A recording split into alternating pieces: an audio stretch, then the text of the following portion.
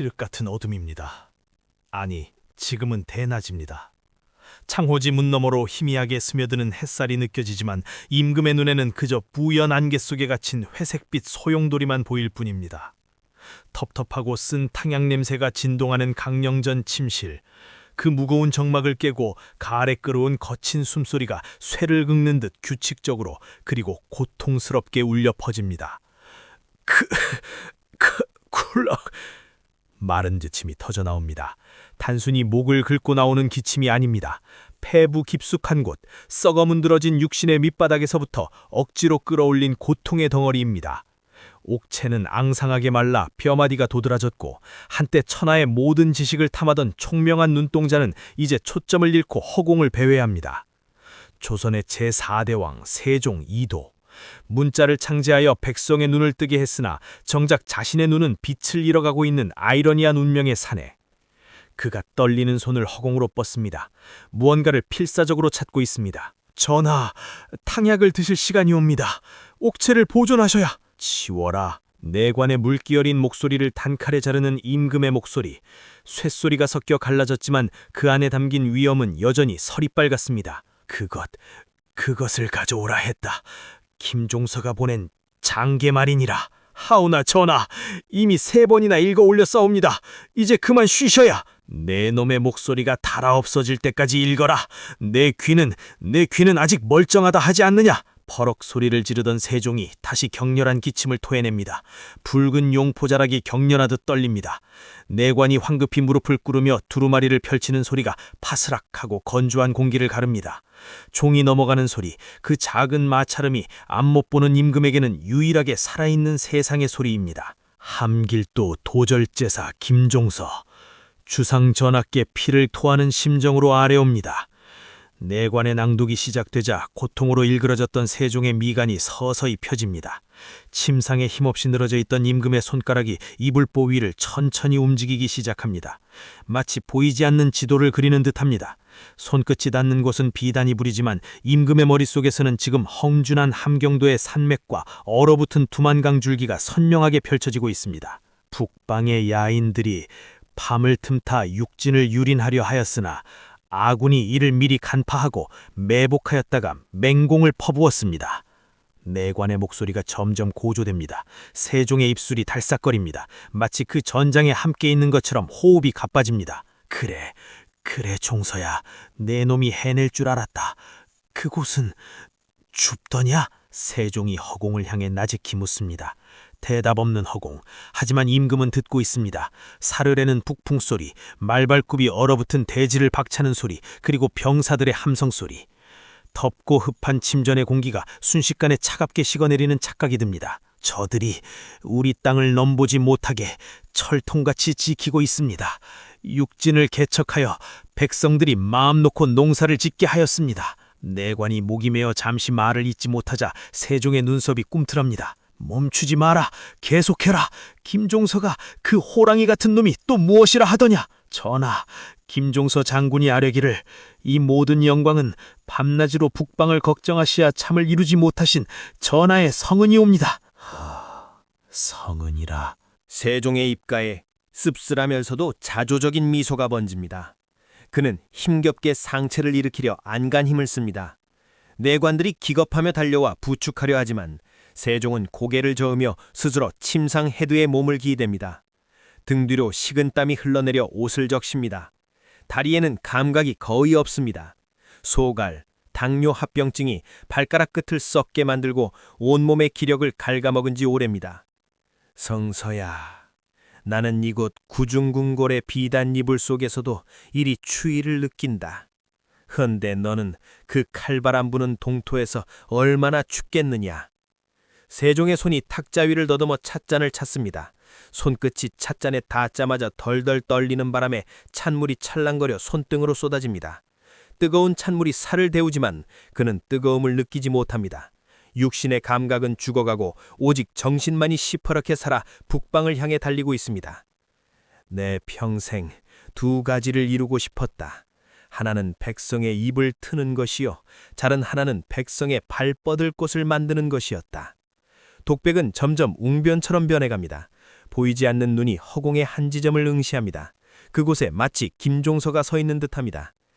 글자는 만들었다. 훈민정음.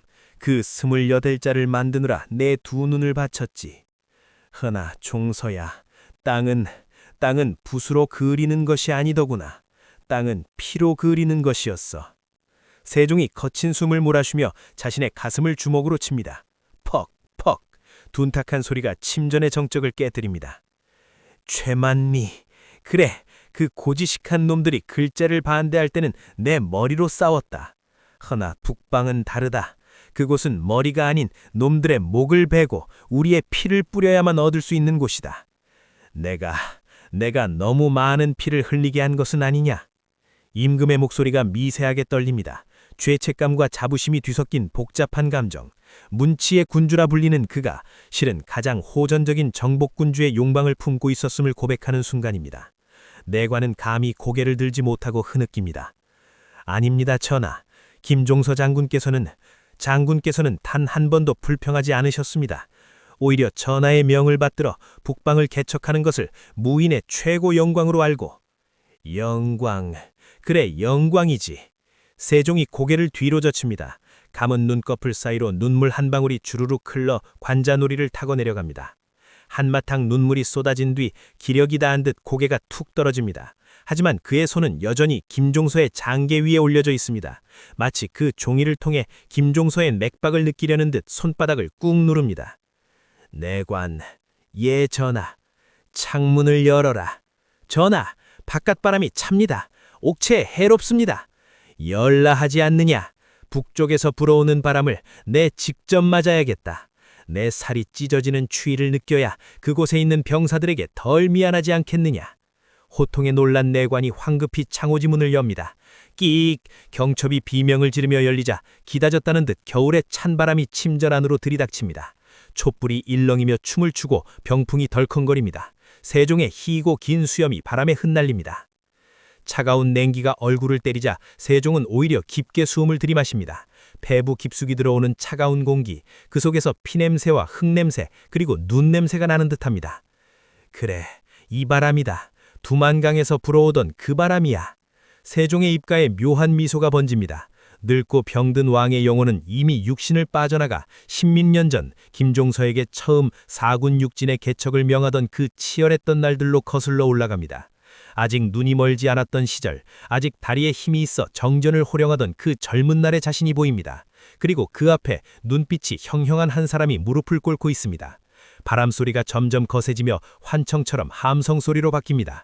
우웅우웅 하는 바람소리 사이로 날카로운 금소금과 말울음소리가 섞여 들어옵니다. 전하, 소신 김종서, 전하의 명이라면 지옥의 불구덩이라도 저 얼어붙은 동토의 끝이라도 갈 것이옵니다. 젊은 김종서의 패기 넘치는 목소리가 늙은 세종의 귓가에 맴돕니다. 세종은 담은 눈을 뜨지 않은 채 바람을 향해 속삭입니다. 가자, 종서야. 역사가 우리를 기다리고 있다. 저 북쪽 끝, 아무도 밟지 못한 그 땅으로. 세종의 앙상한 손이 허공을 움켜쥡니다. 마치 새로운 영토를 움켜주려는 듯 그 악력에 들어간 힘은 죽음을 앞둔 노인의 것이 아니었습니다. 시간을 거슬러 올라갑니다. 1433년 함경도 회령. 으드득, 으드득. 이빨 부딪히는 소리가 아닙니다. 얼어붙은 땅이 갈라지는 소리입니다. 혹은 뼛속까지 파고드는 추위에 병사들의 관절이 비명을 지르는 소리일지도 모릅니다. 세상의 끝, 이곳 회령의 겨울은 지옥보다 더 혹독합니다. 눈보라가 시야를 가려 한 치 앞도 분간할 수 없고 들이마시는 숨마다 폐가 얼어붙는 고통이 따릅니다. 함길도 도절제사 김종서의 막사 안. 밖에서 몰아치는 바람소리에 비하면 고요하지만 그 안의 공기는 살벌하게 얼어붙어 있습니다. 화로 하나가 놓여 있지만 그 미지근한 온기로는 장수들의 갑옷에 서린 냉기를 녹이기에 역부족입니다. 도절제사 영밤, 이건 개죽음입니다. 당장 철군해야 합니다. 탁자를 내리치며 고함을 지르는 이는 부장 이징옥입니다.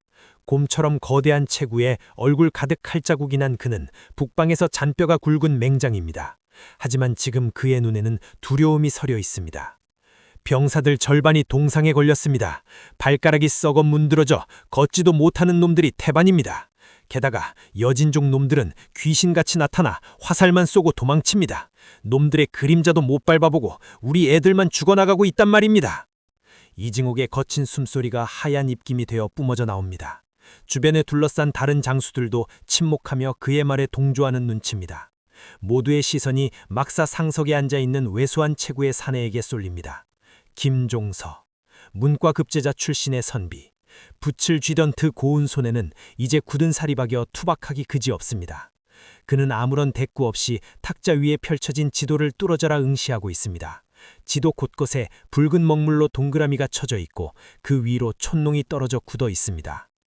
진부장, 한참 만에 입을 뗀 김종서의 목소리는 의외로 차분합니다. 낮지만 단단한, 마치 바위 틈에서 흘러나오는 지하수 같은 목소리입니다. 네, 말씀하십시오. 자네, 세종대왕께서 내게 하사하신 검, 그 검집에 뭐라 써 있는지 기억하나? 이징옥이 움찔하며 입술을 깨뭅니다. 뜬금없는 질문에 당황한 기색이 역력합니다. 그게 지금 무슨 상관입니까? 답하게, 기억하나? 김종서가 고개를 들어 이징옥을 쏘아봅니다. 작고 찢어진 눈, 흔히 호랑이 눈이라 불리는 그 형형한 눈빛이 이징옥의 심장을 꿰뚫습니다. 덩치 큰 맹장 이징옥조차 그 눈빛 앞에서는 저절로 어깨가 움츠러듭니다. 위국망신, 나라를 위해 몸을 잇는다. 김종서가 자리에서 천천히 일어납니다. 그의 키는 이징옥의 어깨에도 미치지 않지만 막사 안을 채우는 압도적인 존재감은 거인과도 같습니다. 그가 허리춤에서 칼을 뽑아듭니다. 스릉 하는 금소금이 서늘하게 울려 퍼집니다. 전하께서 내게 이 칼을 주시며 말씀하셨네. 종서야, 너는 붓을 버려라. 대신 이 칼로 조선의 지도를 다시 그려라. 라고. 김종서가 칼끝으로 지도의 가장 북쪽 두만강 너머를 가리킵니다. 철군? 돌아가면 내 목은 붙어 있겠지. 전하께서는 인자하신 분이니 날씨 탓이라며 용서해 주실 거야. 헌데 이부장, 자네는 그걸로 만족하나? 매년 겨울이면 놈들이 내려와 우리 백성들 목을 베어가고 누이들을 겁탈하고 곡식을 약탈해가는 꼴을 언제까지 보고만 있을 텐가? 김종서의 목소리가 점점 높아집니다. 쩌렁쩌렁한 호통이 아니지만 폐부를 찌르는 날카로움이 있습니다. 하오나 영감, 현실을 보십시오. 식량도 바닥났고 사기도 땅에 떨어졌습니다. 이대로 가다간 싸우기도 전에 다 얼어 죽습니다. 이징옥도 지지 않고 맞받아칩니다. 틀린 말이 아닙니다. 이것은 생존의 문제입니다. 막사 밖에서는 바람소리에 섞여 병사들의 신음소리가 간헐적으로 들립니다. 현실. 그래, 현실이지. 김종서가 씁쓸하게 웃으며 칼을 도로 집어넣습니다. 그리고는 천막 입구로 걸어갑니다. 나를 따르게. 그가 막사 밖으로 나갑니다. 장수들이 주섬주섬 그 뒤를 따릅니다. 밖은 아수라장입니다. 눈보라가 몰아치는 연병장에는 병사들이 옹기종기 모여 불을 쬐고 있습니다. 누더기가 된 군복, 동상으로 시커멓게 변한 손발, 휑한 눈동자들. 그들은 사령관이 나타나도 일어날 기력조차 없어 보입니다. 김종서가 그 처참한 광경을 말없이 바라봅니다. 칼바람이 그의 수염에 하얗게 성애를 만듭니다. 그가 천천히, 아주 천천히 한 병사에게 다가갑니다. 16이나 되었을까? 아직 옅된 얼굴에 소년병이 덜덜 떨며 웅크리고 있습니다. 발에는 집신조차 없이 피 묻은 헝겊만 칭칭 감겨 있습니다. 김종사가 무릎을 꿇습니다. 눈 덮인 차가운 바닥에 도절제사의 무릎이 닿자 주변의 장수들이 경악합니다. 영감! 괜찮으냐? 김종사가 소년병의 언발을 자신의 두 손으로 감싸쥐입니다. 병사가 소스라치게 놀라 발을 빼려 하지만 김종사는 놓지 않습니다. 차갑다 못해 뜨겁게 느껴지는 그 얼음장 같은 발을 자신의 체온으로 녹이려 문지르기 시작합니다. 도절제사님, 이러시면 아니 되옵니다. 제 발은 썩어서 냄새가... 내 발도 썩고 있다. 김종서가 담담하게 말합니다. 너만 아픈 게 아니다. 나도 아프고 저기 이징옥 부장도 아프다. 전하께서도 한양의 궁궐에서 우리와 함께 앓고 계시다. 김종서가 고개를 들어 주변의 병사들을 둘러봅니다. 수천 개의 절망적인 눈동자가 그를 향해 있습니다. 그는 일어서지 않은 채 무릎을 꿇은 자세로 목소리를 높입니다. 들어라! 조선의 아들들아! 바람소리를 뚫고 그의 목소리가 퍼져나갑니다. 우리는 지금 남의 땅을 뺏으러 온 것이 아니다. 놈들이 뺏어간 우리 할아버지, 우리 아버지의 땅을 되찾으러 온 것이다. 1000년 전 고구려의 기상이 서려 있는 이 땅이 언제부터 노랑캐 놈들의 놀이터가 되었단 말이냐? 병사들의 눈빛이 조금씩 흔들립니다. 춥냐? 나도 춥다. 배고프냐? 나도 배고프다. 허나 우리가 여기서 춥고 배고픈 만큼 내 뒤에 있는 내 어미, 내 자식은 따뜻하고 배부를 것이다. 그것이 사내대장부가 칼을 든 이유가 아니도자. 김종사가 벌떡 일어납니다. 그리고 허리춤에서 육포 한 덩이를 꺼내 소년병에게 던져줍니다. 자신의 비상식량입니다. 먹어라. 그리고 살아라. 살아서 저 두만강물에 네 피 묻은 발을 씻어라. 그때까지는 내가 너희들의 방패가 되어주마. 정적이 흐릅니다. 오직 바람 소리만이 윙윙거립니다. 그때 구석에서 누군가 훌쩍이는 소리가 들립니다. 그러더니 여기저기서 울음이 터져 나옵니다. 그것은 패배감의 울음이 아니라 가슴속 깊은 곳에서 끓어오르는 뜨거운 전우의 눈물입니다. 이징옥이 김종서의 뒷모습을 바라봅니다. 작고 왜소한 등, 하지만 그 순간만큼은 태산보다 거대해 보입니다. 이징옥이 주먹을 꽉 쥡니다. 미친 양반, 분만 잡던 샌님인 줄 알았더니 진짜 호랑이였어. 김종서가 장수들을 돌아보며 나직이 명령합니다. 오늘 밤 야습을 감행한다. 네? 이 날씨에요? 미쳤습니까? 이징옥이 되묻자 김종서의 눈이 번뜩입니다. 놈들도 그렇게 생각할 게다. 이 미친 날씨에 조선군이 쳐들어올 리 없다고. 바로 그 방심을 찌른다. 김종서가 씩 웃습니다. 그 미소는 섬뜩하리만치 차갑고 동시에 뜨거웠습니다. 준비해라. 오늘 밤 두만강물을 붉게 물들일 것이다. 칼바람이 더욱 거세게 몰아칩니다. 하지만 그 바람 속에는 이제 두려움 대신 살기가 섞여들기 시작했습니다. 김종사라는 작은 불씨가 얼어붙은 군영 전체를 거대한 화염으로 바꾸어 놓고 있었습니다. 장소를 옮깁니다. 이곳은 천리박 한양의 경복궁 사정전입니다. 북방의 두만강변이 살을 내는 칼바람과 피냄새로 진동하고 있다면 이곳 조선의 심장부는 숨막히는 침향 냄새와 팽팽한 정적만이 감돌고 있습니다. 바닥에는 윤기가 흐르는 최고급 전돌이 깔려있고 화로에는 최고급 백탄이 타닥타닥 소리를 내며 은은한 열기를 뿜어냅니다. 훈훈하다 못해 나른하기까지 한 공기. 그러나 그 공기의 무게는 북방의 눈보라보다 훨씬 무겁게 그리고 집요하게 임금의 어깨를 짓누르고 있습니다. 전하! 통촉하여 주시옵소서! 아니 되옵니다! 수십 명의 신료가 바닥에 머리를 쥐어며 내뱉는 합창 소리가 대들보를 울립니다. 마치 잘 훈련된 합창단처럼 그들의 곡소리는 정확한 박자와 음정으로 임금의 고막을 때립니다. 용상에 앉은 세종은 미간을 깊게 찌푸린 채 눈앞에 산더미처럼 쌓인 상소문들을 내려다봅니다. 시력이 나빠져 글자가 흐릿하게 뭉쳐져 보이지만 그 내용은 보지 않아도 알 수 있습니다. 철군, 불가, 민심, 온통 하지 말아야 할 이유들 뿐입니다. 좌의정, 세종이 나직하게 부릅니다. 그의 목소리는 잔뜩 쉬어 있습니다.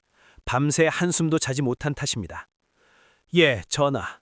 좌의정 맹사성이 엎드린 채 대답합니다. 청백리라 칭송받는 노 대신조차 이번만은 임금의 뜻에 굽히지 않겠다는 듯 등골을 꼿꼿이 세우고 있습니다. 경도, 저들과 뜻이 같은가? 사군과 육진을 포기하고 다시 압록강 이남으로 물러나자는 것이 정녕 경의 뜻인가? 전하, 소신의 뜻이 아니라 하늘의 뜻이옵니다. 맹사성이 고개를 들며 간곡하게 호소합니다. 함길도는 본래 척박하여 사람이 살 곳이 못 되옵니다. 그곳에 백성을 이주시켰으나 추위와 굶주림을 견디지 못하고 도망치는 자가 부지기수라 하옵니다. 어찌하여 전하께서는 그 아까운 목숨들을 사지로 몰아넣으려 하시옵니까? 그의 말은 논리 정연하고 무엇보다 애민의 명분이 실려 있습니다. 주변의 대신들이 옳소! 지당하신 말씀이옵니다! 하며 웅성거립니다. 그 소음들이 세종의 머릿속을 윙윙거리며 파고듭니다. 세종이 쥐고 있던 붓을 탁자 위에 거칠게 내려놓습니다. 탁! 하는 파여름에 장내가 순식간에 찬물을 끼얹은 듯 조용해집니다. 사람이 살 곳이 못 된다. 세종이 입술을 깨뭅니다. 피맛이 비릿하게 배어나옵니다. 그래, 춥겠지, 힘들겠지. 허나 경들은 어찌하여 하나만 알고 둘은 모르는가? 우리가 그 땅을 비우면 그 빈자리는 누가 채우는가? 여진족이다. 놈들이 다시 그곳에 또아리를 틀고 힘을 키워 우리 목을 노릴 것이다. 그때 흘릴 백성의 피는 지금 흘리는 땀보다 1000배, 10,000배는 더 많을 것이란 말이다. 세종이 용좌의 팔걸이를 움켜줍니다. 손마디가 하얗게 질립니다. 100년이다. 아니 200년이다. 우리가 압록강 두만강 아래로 웅크리고 산 세월이, 고구려의 기상은 다 어디로 간만 말이냐. 언제까지 중국의 눈치를 보고 오랑캐의 비위를 맞추며 이 좁은 땅덩어리 안에서 안주하려 하는가. 임금의 호통이 터져나오자 예조판서가 앞으로 나오며 머리를 조아립니다. 전하, 고정하시옵소서. 명나라와의 외교 관계도 고려하셔야 하옵니다. 만약 우리가 국경을 넓히다 명나라를 자극하기라도 한다면. 명나라, 지겹지도 않으냐? 세종이 벌떡 일어납니다. 현기증이 일어 몸이 휘청거리지만 내관의 부축을 뿌리치고 계단 아래로 저벅저벅 걸어 내려옵니다. 신하들의 코앞까지 다가온 임금의 눈에는 핏발이 서 있습니다. 4대, 좋다, 섬기자. 허나 내 나라 내 땅을 지키는 것이 어찌 4대와 배치된 것 말이냐. 내가 남의 땅을 빼앗자고 했느냐. 본래 우리 땅, 우리 조상들의 숨결이 묻힌 그 땅을 되찾아자는데 왜 너희들이 더 난리란 말이냐. 세종의 시선이 엎드린 신하들의 정수리를 하나하나 훑고 지나갑니다. 그 눈빛은 경멸에 가깝습니다. 너희들이 두려운 것은 명나라도 아니다. 여진족도 아니다. 너희는 지저 너희들의 그 안락한 기득권이 흔들릴까 두려운 거지. 북방으로 물자를 보내라 곳간이 비이고 너희 노비들이 징발될까 그게 아까워서 이러는 건 아니냐. 치부를 찔린 몇몇 대신들의 어깨가 움찔합니다. 세종은 쓴 웃음을 짓습니다. 내가 문자를 만든다고 했을 때도 너희는 그랬다. 중국을 거스르는 일이다. 백성이 그를 알면 다스리기 힘들어진다. 핑계는 그럴싸했지만 결국은 너희들만 아는 지식을 뺏기기 싫었던 욕심 아니더냐. 세종의 목소리가 점점 물기를 멋습니다. 분노가 아닌 깊은 슬픔이 배어나옵니다. 나는 욕심쟁이 임금이다. 백성에게 글자도 주고 싶고 땅도 주고 싶다. 내 당대에는 고생스러울지 몰라도 내 아들, 내 손자대에 이르러서는 우리 임금님이, 우리 조상님이 피땀 흘려 이 넓은 강토를 물려주셨구나 하고 웃게 만들고 싶단 말이다. 세종이 가슴을 칩니다. 쿵! 헌데 내 몸이 말을 듣지 않는구나. 눈은 침침하고 다리는 썩어 들어간다. 시간은 없는데 할 일은 태산인데 너희는 어찌하여 내 발목만 잡느냐. 절규에 가까운 임금의 외침에 사정전하는 무거운 침묵에 잠깁니다. 맹사성의 눈시울이 붉어집니다. 그는 알고 있습니다. 눈앞의 군주가 얼마나 치열하게 살아가고 있는지, 자신의 몸을 땔감 삼아 조선이라는 나라를 태우고 있는 불꽃 같은 사람이라는 것에. 전하! 맹사성이 떨리는 목소리로 입을 엽니다. 소신, 어찌 전하의 깊은 뜻을 모르겠나이까. 하오나 김종서 장군은 지금 고립 무원입니다. 들려오는 소문에 의하면 여진족이 대규모 연합군을 결성했다고 하옵니다. 만약 이번에 패한다면 북방은 영영 잃게 되옵니다. 그것이 두려운 것이옵니다. 현실적인 우려, 세종도 그것을 모르지 않습니다. 김종서가 실패한다면 세종의 모든 정치적 입지는 무너질 것이고 반대파의 득세로 조선은 다시 과거로 회귀할 것입니다. 이것은 도박입니다. 나라의 운명을 건 단 한 판의 승부. 세종이 다시 용상으로 돌아가 힘겹게 앉습니다. 그리고 품 안에서 낡은 서신 하나를 꺼냅니다. 김종서가 보내온 것입니다. 종서가 내게 보낸 편지에 이렇게 적혀 있더구나. 세종이 편지를 펴지 않고 내용을 암송합니다. 이미 수백 번 읽어 외워버린 문장입니다. 경은 듣거라. 뒤를 돌아보지 마라. 조정의 잡음은 내가 막을 것이니 경은 오직 앞만 보고 달려라. 저 압록강과 두만강이 조선의 온전한 강토가 되는 그날까지 칼을 멈추지 마라. 승지의 분놀림이 바빠집니다. 먹물이 튀어 종이를 적십니다. 세종은 창밖을 바라봅니다. 북쪽 하늘이 유난히 붉습니다. 부탁한다, 종서야. 부디 살아만 있어다오. 이 늙고 병든 왕의 마지막 꿈을 네가 지켜다오. 임금의 시선이 머무는 곳, 그 머나먼 북쪽 하늘 아래에서 이제 곧 피비린내 나는 운명의 밤이 시작되려 하고 있습니다. 화려한 궁궐의 논쟁은 끝났습니다. 이제는 말이 아닌 피로 증명해야 할 시간입니다. 쿠구구구, 쿠구구구. 땅이 웁니다. 처음에는 멀리서 들려오는 천둥 소리인 줄 알았습니다. 하지만 하늘은 맑고 달빛은 시리도록 차갑습니다. 김종서의 막사 책상 위 먹물이 담긴 벼루가 미세하게 떨리기 시작하더니 이내 춤을 춥니다. 붓이 들러 떨어집니다. 김종서가 감고 있던 눈을 번쩍 뜹니다. 왔구나. 그의 말이 끝나기가 무섭게 밤의 정막을 찢어발기는 날카로운 파열음이 고막을 강타합니다. 핑! 퍽! 푹! 천막을 뚫고 들어온 불화살 하나가 병풍에 꽂힙니다. 순식간에 불길이 치솟습니다. 적이다! 기습이다! 여진족 놈들이다! 비명은 짧고 혼란은 깁니다. 밖으로 뛰쳐나간 김종서의 눈앞에 지옥도가 펼쳐집니다. 칠흑 같은 어둠 속 수천 개의 횃불이 파도처럼 밀려오고 있습니다. 알타리 부족의 기마대입니다. 말바굽 소리가 심장을 지니길 듯 쿵쾅거리며 대지를 뒤흔듭니다. 놈들은 마치 어둠 속에서 태어난 악귀들처럼 성벽의 빈틈을 파고들어 닥치는 대로 칼을 휘두릅니다. 크악! 살려줘! 엄마! 흐악! 아비규환, 잠자다 뛰쳐나온 조선 병사들은 갑옷도 제대로 갖춰 입지 못한 채 속수무책으로 베어집니다. 붉은 선혈이 하얀 눈밭 위로 흩뿌려지며 김이 모락모락 피어오릅니다. 목이 잘린 시체가 허수아비처럼 쓰러지고 잘려나간 팔다리가 바닥을 나뒹굽니다. 매캐한 연기와 피비린내가 뒤섞여 숨조차 쉬기 역겹습니다. 막아라! 대열을 갖춰라! 도망치지 마라! 이징옥 부장이 피투성이가 된 채 쌍칼을 휘두르길 고함을 지릅니다. 거구의 여진족 장수가 철퇴를 휘두르며 이징옥에게 달려듭니다. 캉! 쇳덩이끼리 부딪히는 소리가 불꽃을 튀깁니다. 이징옥이 뒤로 밀려납니다. 힘에서 밀립니다. 제기랄, 놈들의 수가 너무 많습니다. 서문이 뚫렸습니다. 부관이 다급하게 외치며 이징옥의 옆구리를 부축합니다. 영감은, 도절제사 영감은 어디 계시냐?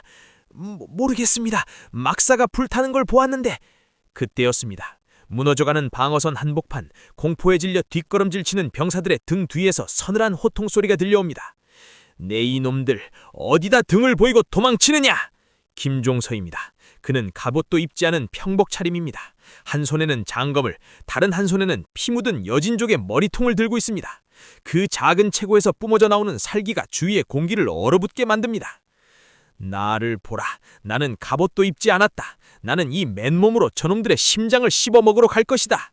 너희는 갑옷을 입고도 무엇이 두려워 쥐새끼처럼 도망치느냐? 그의 외침은 천둥 소리보다 컸습니다. 김종서가 앞으로 달려나갑니다. 혼자입니다. 수천의 기마대를 향해 단신으로 돌진하는 올근 장수. 그 비현실적인 광경에 여진족들조차 잠시 멈칫하며 주춤거립니다. 죽어라! 김종서가 선두에 선 기병의 말다리를 베어버립니다. 말이 고꾸라지며 위에 타던 여진족 병사가 바닥으로 처박힙니다. 김종서는 망설이지 않고 넘어진 적의 목을 찌릅니다.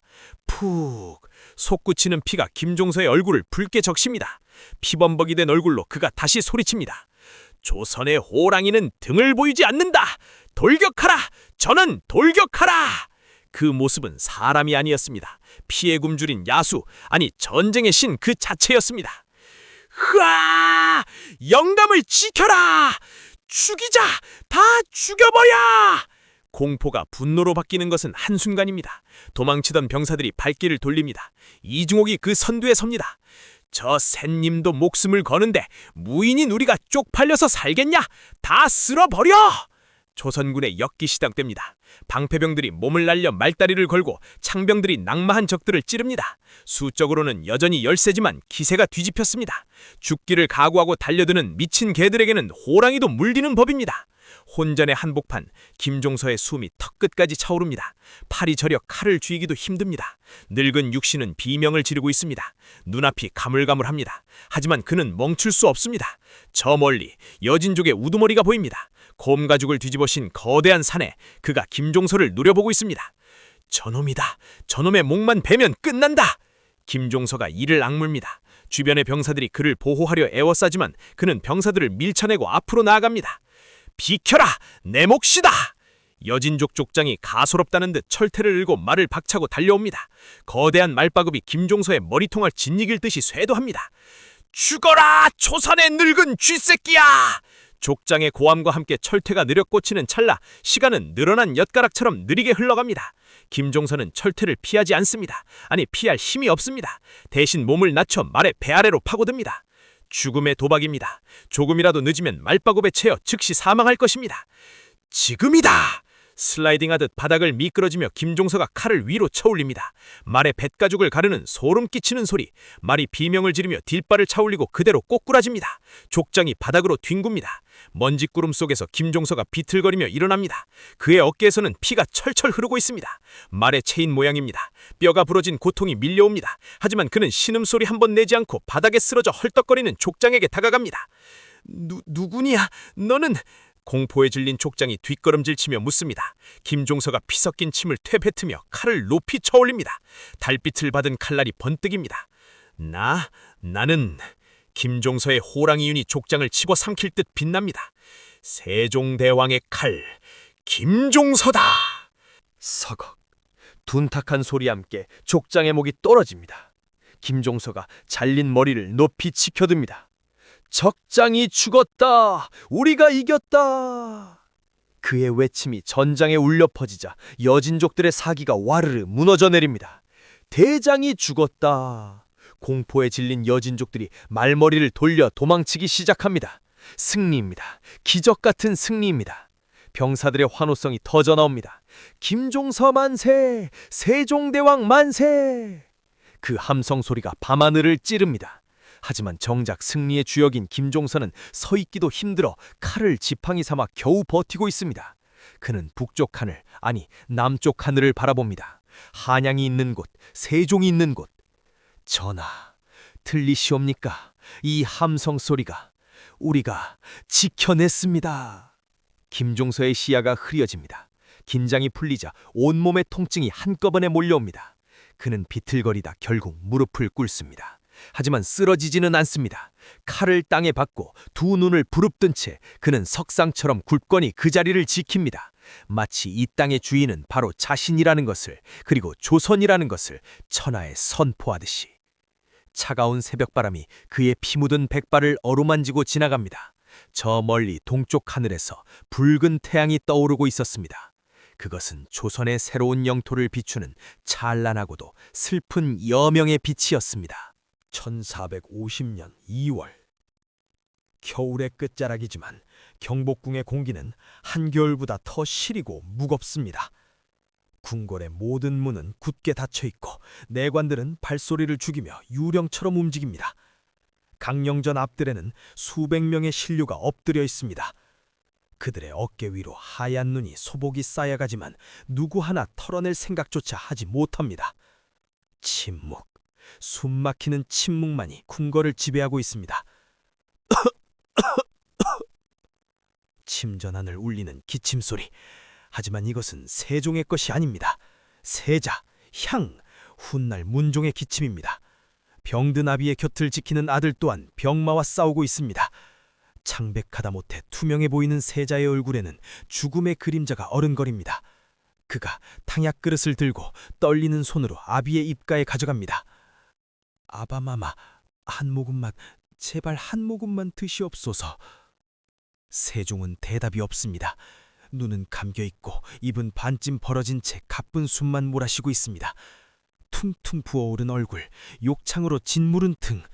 천하를 호령하던 성군의 육체는 이제 고통의 감옥이 되어 영혼을 가두고 있을 뿐입니다. 그때 밖에서 나즈키만 다급한 목소리가 들려옵니다. 전하! 함길도 도절제사 김종서! 전하의 부름을 받고 당도하였사옵니다. 김종서. 그 이름이 들리자 죽은 듯 누워있던 세종의 눈꺼풀이 파르르 떨립니다. 감각이 사라진 손가락이 이불볼을 긁습니다. 들라, 하라. 모기 소리만한 그러나 필사적인 명령입니다. 문이 열리고 찬바람과 함께 한 사내가 들어옵니다. 흑투성이 갑옷, 헝클어진 백발, 북방의 거친 바람의 냄새를 그대로 품고 온 김종서입니다. 그가 쾅 하고 무릎을 꿇으며 이마를 바닥에 찢습니다. 전하, 소신 김종서, 죽지 않고 돌아왔나이다. 김종서의 목소리가 울먹임으로 갈라집니다. 그는 고개를 들지 못합니다. 마지막으로 뵈었을 때만 해도 정정하셨던 주군이 이제는 뼈와 가죽만 남은 노인이 되어 누워있는 모습을 차마 볼 수 없기 때문입니다. 세종이 손을 뻗습니다. 허공을 휘젓는 그 손을 김종서가 두 손으로 덥석 잡습니다. 임금의 손은 얼음장처럼 차갑습니다. 반대로 김종서의 손은 거칠고 투박하며 뜨겁습니다. 종서야, 나의 큰 호랑이가 왔구나. 세종이 힘겹게 눈을 뜹니다. 초점 없는 동공이 김종서의 얼굴을 찾습니다. 보아라, 내 눈이 보이느냐? 예, 전하. 말보 총명하신 오간이 그대로이시옵니다. 거짓말. 너는 여전하구나. 거짓말을 못해. 세종이 희미하게 미소 짓습니다. 나는 이제 아무것도 보이지 않는다. 세상이 온통 까맣구나. 헌데 종서야, 이상하지? 네가 오니 내 앞에 치도가 보이는구나. 두만강이 흐르고 백두산이 우뚝 솟은 그 치도가 보여. 세종의 손이 김종서의 손등을 쓰다듬습니다. 굳은 살이 박힌 그 손등을 마치 귀한 보석처럼 어루만집니다. 네 손이 풋이 되었구나. 이 거친 손으로 초선의 치도를 완성했어. 전하! 김종서가 결국 참았던 오열을 터뜨립니다. 어깨를 들썩이며 우는 늙은 장수의 눈물방울이 임금의 손등 위로 뚝뚝 떨어집니다. 울지 마라. 장수는 눈물을 함부로 보이는 것이 아니다. 세종이 거친 숨을 몰아쉬며 고개를 돌립니다. 그곳에는 병약한 세자 문종과 그 뒤에 겁에 질린 표정으로 서 있는 어린아이 세손 훗날 단종이 있습니다. 그리고 그들을 지켜보는 또 하나의 시선. 어둠 속에 묵묵히 서 있는 수양대군입니다. 그의 눈빛은 슬픔보다는 알 수 없는 기이한 광채로 번뜩입니다. 형님인 세자의 기침 소리가 들릴 때마다 수양의 눈썹이 미세하게 꿈틀거립니다. 야망, 감히 아버지의 임종 앞에서 드러내지 말아야 할 그 불온한 기운을 본능적으로 감지한 것은 세종이었습니다. 종서야, 예, 전하. 가까이, 더 가까이 오라. 세종이 김종서의 귀에 대고 속삭이듯 말합니다. 기력이 다해 목소리가 뚝뚝 끊깁니다. 내가 걱정되는 것은 내 죽음이 아니다. 남겨질 저 아이들이다. 세종의 시선이 어린 세손에게 머뭅니다. 고작 8살, 할아버지의 죽음을 이해하기엔 너무나 어린 나이. 세자는 몸이 약하다. 오래 버티지 못할 게야. 그러면 저 어린 것이 왕위에 오르겠지. 세종의 손아귀 힘이 강해집니다. 손톱이 김종서의 살을 파고들 만큼. 늑대들이 입맛을 다실 것이다. 어린 왕을 갈기갈기 찢어발기려 들 것이다. 늑대. 세종은 누구를 지칭하는지 말하지 않았습니다. 하지만 김종서의 등 뒤에서 느껴지는 서늘한 시선, 수양대군의 존재를 두 사람은 동시에 느끼고 있습니다. 종사야, 너는 북방의 오랑캐를 막아냈다. 허나 이제부터 네가 막아야 할 적은 밖에 있지 않다. 안에 있다. 이 궁궐 안에. 세종이 피를 토하듯 절규합니다. 제발 부탁한다. 저 어린 새손을 지켜다오. 이 늙은이가 너에게 남기는 마지막 명령이다. 김종서가 고개를 쳐듭니다. 눈물범벅이 된 얼굴이지만 그 눈빛만큼은 다시금 북방의 호랑이처럼 매섭게 빛납니다. 그는 세종의 손을 자신의 이마에 가져다 댑니다. 맹세의 의식입니다. 전하, 신 김종서, 제 목에 칼이 들어와도 제 뼈가 가루가 되어 흩날려도 세자 저하와 세손 저하를 지키겠나이다. 이 나라의 종묘사직을 제 피로 지켜내겠나이다. 비장한 맹세가 침전의 공기를 가릅니다. 그제야 세종의 얼굴에 평온함이 찾아옵니다. 가장 무거운 짐을 가장 믿음직한 어깨에 내려놓은 자의 안도감. 고맙다. 고맙다. 세종의 시선이 천장을 향합니다. 이제 좀 쉬고 싶구나. 너무 오래 달렸다. 임금의 호흡이 잦아듭니다. 가슴의 움직임이 점점 느려집니다. 내관이 비명을 지르며 엎드립니다. 전하! 정신을 놓으시면 아니 되옵니다. 세자가 아비의 가슴을 부여잡고 통곡합니다. 아바마마! 하지만 세종은 들리지 않는 듯합니다. 그의 눈앞에는 더 이상 어둠이 아닙니다. 환한 빛이 쏟아집니다. 그 빛 속에서 한글 자모들이 춤을 춥니다. 기역, 니은, 디귿, 리을. 백성들이 그 글자를 읽으며 웃고 있습니다. 그리고 그 너머로 끝없이 펼쳐진 북방의 대지가 보입니다. 벼가 익어가는 황금 들판, 아이들이 뛰어노는 평화로운 땅. 아름답구나. 나의 조선이. 세종의 입꼬리가 살짝 올라갑니다. 그리고 마지막 숨이 후 하고 빠져나갑니다. 마치 촛불이 꺼지듯 위대한 불꽃이 사그라집니다. 고개를 덜군 성군의 모습은 마치 깊은 잠에 빠진 듯 평온합니다. 전하! 김종서가 조심스럽게 부릅니다. 대답이 없습니다. 맥을 짚어보던 어이가 사색이 되어 바닥에 주저앉습니다. 승하하셨사옵니다. 순간 세상이 멈춘 듯한 정적, 그리고 터져나오는 거대한 울음. 전하! 으아! 아이고 전하! 어찌 우리를 두고 가시나이까? 세자 문종이 혼절하듯 쓰러지고 어린 단종은 영문을 몰라 두리번거리다 이내 겁이 질려 울음을 터뜨립니다. 통곡 소리가 강령전을 넘어 경복궁 전체로, 한양 도성 전체로 퍼져나갑니다. 하지만 김종서는 울지 않습니다. 아니, 울 수 없습니다. 그는 천천히 고개를 돌려 뒤를 봅니다. 그곳에는 여전히 수양대군이 서 있습니다. 모두가 땅을 치며 통곡하는 와중에 수양대군은 건조한 눈으로 아버지의 시신과 쓰러진 형님과 어린 조카를 번갈아 바라보고 있습니다. 그때 수양대군과 김종서의 눈이 마주칩니다. 허공에서 보이지 않는 스파크가 튑니다. 수양대군은 입가에 묘한 미소를 띠는가 싶더니 이내 표정을 감추고 아바마마 하며 거짓된 통곡을 내뱉으며 바닥에 엎드립니다. 그 찰나의 표정 변화를 김종서는 놓치지 않았습니다. 소름이 돋습니다. 등골을 타고 흐르는 오싹한 전륜, 이것은 북방의 추위와는 다릅니다. 인간의 탐욕이 만들어내는 검은 것 끈적한 살기입니다. 김종서가 주먹을 꽉 쥡니다. 세종의 온기가 사라져가는 손을 놓지 않은 채 그는 마음속으로 칼을 뽑습니다. 전하, 편히 가시옵소서. 이 김종서가 살아있는 한 감히 그 누구도 옥좌를 넘보지 못하게 할 것입니다. 그것이 늑대이든 호랑이이든 제 칼은 용서치 않을 것입니다. 밖에서는 눈보라가 다시 몰아치기 시작합니다. 세종시대라는 거대한 태양이 저물고 이제 핏바람이 몰아칠 혼란의 밤이 다가오고 있음을 알리는 서국이었습니다. 국상, 나라의 해가 졌습니다.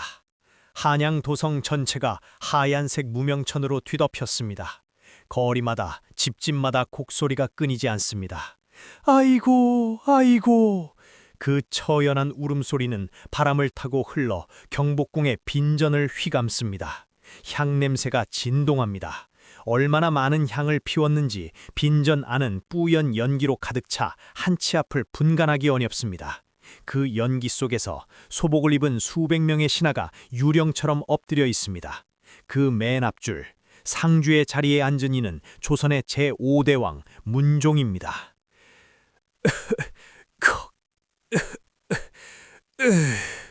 곡소리보다 더 크게 들리는 것은 신임왕의 기침소리입니다. 문종은 엎드려 있는 것조차 버거워 보입니다. 땀이 비오듯 흘러내려 상복을 적시고 얼굴은 백지장처럼 창백합니다. 아버지를 보낸 슬픔 때문만은 아닙니다.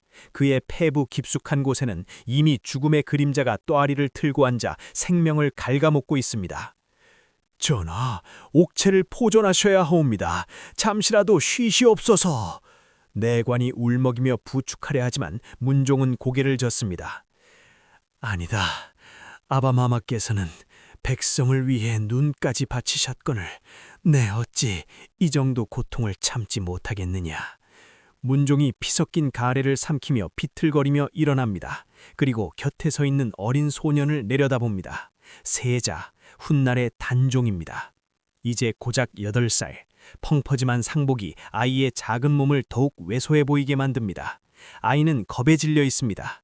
할아버지의 죽음, 아버지의 병환, 그리고 자신을 둘러싼 어른들의 낯선 눈빛들, 그 모든 것이 감당하기 힘든 공포로 다가옵니다.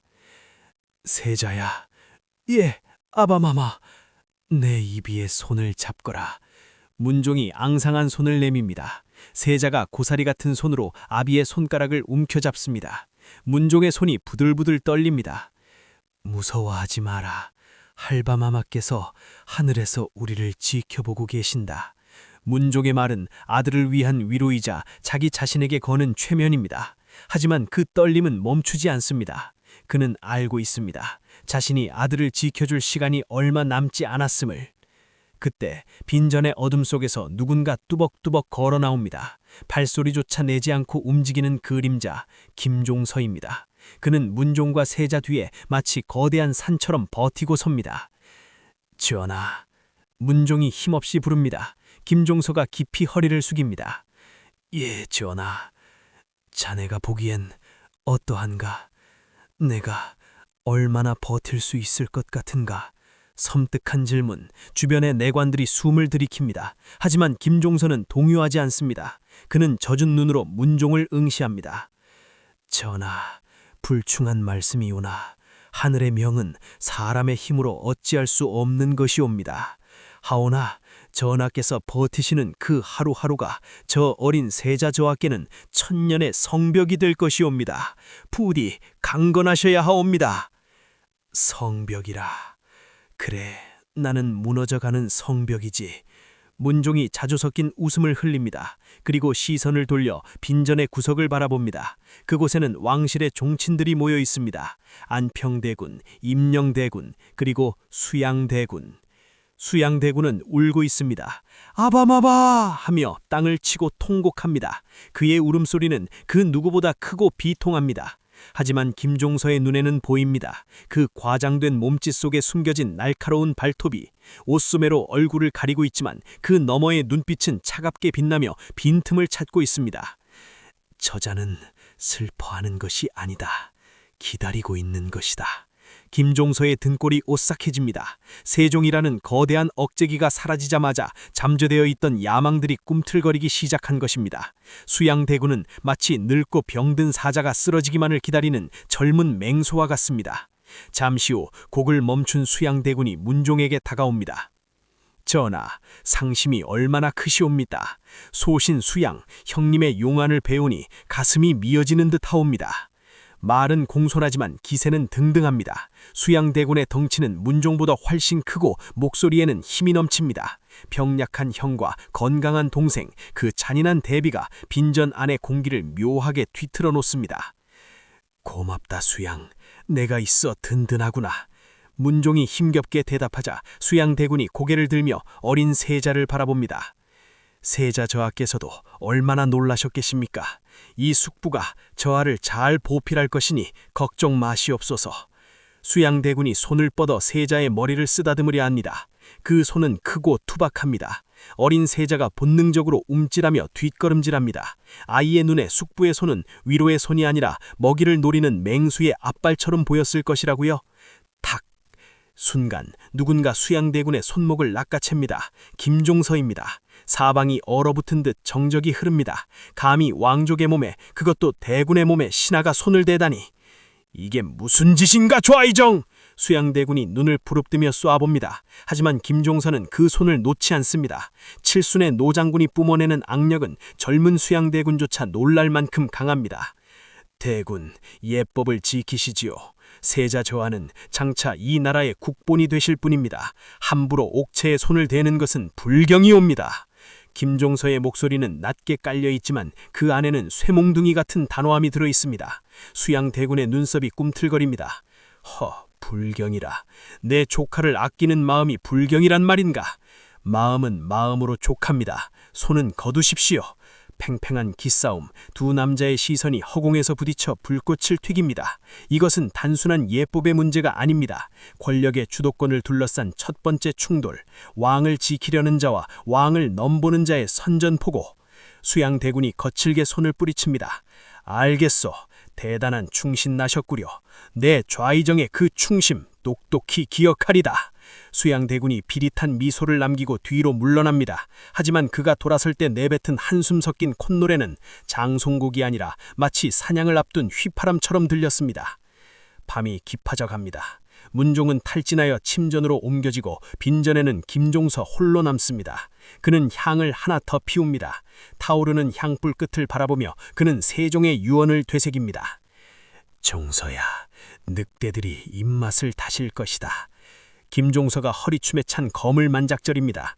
북방의 오랑캐를 벨 때 썼던 그 검입니다. 하지만 이제 그 칼날은 궁궐 안의 적들을 향해야 합니다.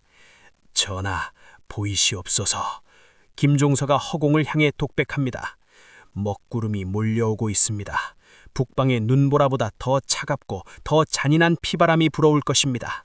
하지만 걱정 마시옵소서. 그가 칼집을 꽉 움켜줍니다. 이 김종서가 살아있는 한 저 늑대들이 세자 저하의 털끝 하나 건드리지 못하게 할 것입니다. 제 몸이 방패가 되고 제 피가 해자가 되어 도성을 두를 것입니다. 설령 그 끝이 제 파면이랄지라도 말입니다. 김종서의 비장한 다짐이 향연기 속으로 흩어집니다. 그러나 역사의 수레바퀴는 잔인하게 굴러갑니다. 그가 지키려는 성벽은 이미 안에서부터 금이 가고 있었고 늑대들은 벌써 무리를 지어 성문 앞을 서성이고 있었습니다. 바람이 거세집니다. 빈전의 촛불이 위태롭게 흔들리다 기어이 하나둘 꺼져갑니다. 어둠이 짙어집니다. 그것은 단순한 밤이 아니었습니다. 조선 역사상 가장 비극적이고 잔혹한 살육의 시대가 도래했음을 알리는 전조였습니다. 하지만 이것은 끝이 아니었습니다. 세종이라는 거대한 빛이 사라진 조선, 그 어둠을 틈타 날카로운 이빨을 드러낸 짐승들의 사냥이 시작되고 있었기 때문입니다. 병약한 아비와 어린 아들, 그리고 그들을 노리는 탐욕스러운 숙부, 피비린내 나는 왕좌의 게임, 다음 이야기 제12화, 병약한 문종과 어린 단종, 늑대들이 입맛을 다시다. 문종의 요절과 어린 왕의 즉위편에서 그 숨막히는 역사의 진실을 계속 이어가겠습니다.